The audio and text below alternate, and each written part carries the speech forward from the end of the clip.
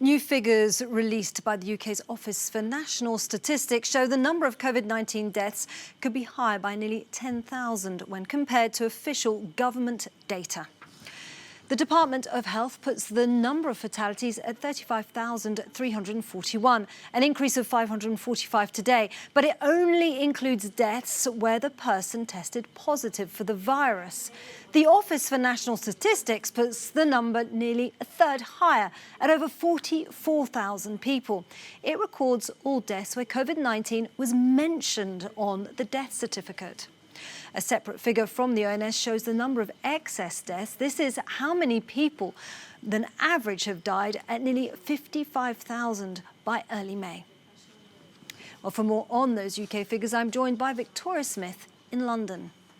Good evening to you, Victoria. Well, it's estimated that care home deaths account for about a quarter of COVID-19 fatalities, and the government has come under fire over its record on controlling infections in resident homes. So how is it defending itself?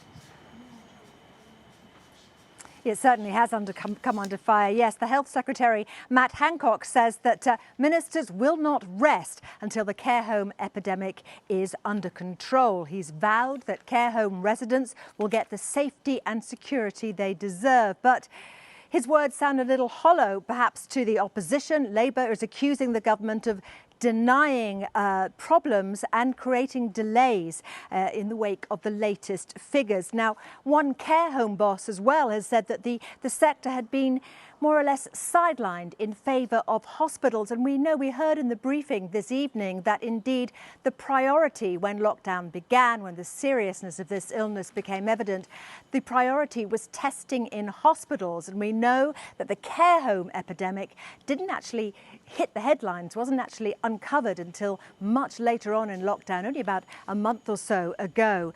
The head of care homes in England is saying that care homes should have taken priority from the start. Apparently they weren't, and the government's more or less admitted that this evening by saying that they looked at hospital infections instead.